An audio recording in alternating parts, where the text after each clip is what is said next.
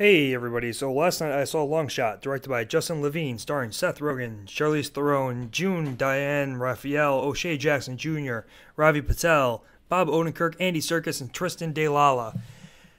Let me tell you guys, it is so refreshing to not only get good back-to-back movies for the first time in what feels like forever, it feels good not only to have a good Seth Rogen comedy for the first time since what I feel is 2013 since the end.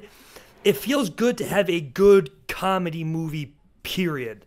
I feel like I haven't seen a comedy movie that was actually this genuinely good since maybe 2016's The Neighbors 2, Sorority Rising. It feels so nice to finally get a good Seth Rogen comedy again that feels classic, that actually feels good, that doesn't feel like something he just shit out like he did the night before in, I believe, 2015. Keep in mind, like I said, this is not your usual Seth Rogen comedy. It's not all just stoner, dumb shit comedy. That's still in there. Your masturbation and sex jokes are still in the movie. But it just, in the situation it's set in, feels different and is more groomed comedy.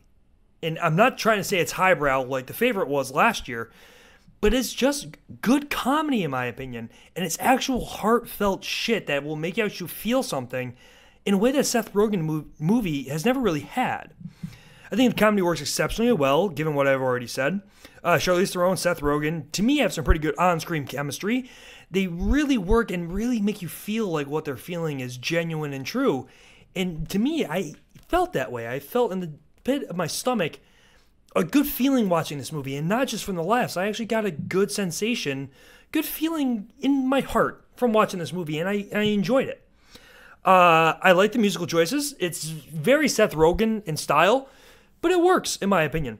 The only really negative things I have to say about this movie is that the movie runs a little way too long, in my opinion. 2 hours for a comedy, if you ask me, is a little bit too long, especially when some of the parts get boring. Not to say that it wastes time on things that aren't necessarily the story. It just gets a little boring at times. It feels like they're treading the same water occasionally. And it's not necessarily a bad thing. Also, I feel the direction was a little shoddy a few times. The film tends to stay with close-ups or extreme close-ups for characters.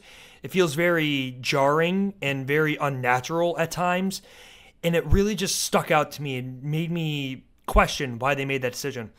Also, the set design, they place Seth Rogen way too close to bright lights, and given the fact that he wears glasses, you can really see that reflection pop off his glasses, and it's very distracting to me, and that was the only thing that I could focus on whenever it was in a scene like that.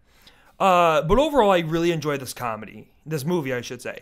It's funny and heartfelt. It's not groundbreaking, but I still really enjoyed it. In fact, I would go as far to say, like I said before, that I loved this movie. It's one of my favorite movies of the year so far. It's by far my favorite comedy, besides maybe The Beach Bum. But I'm going to give this movie an 8.3 out of 10.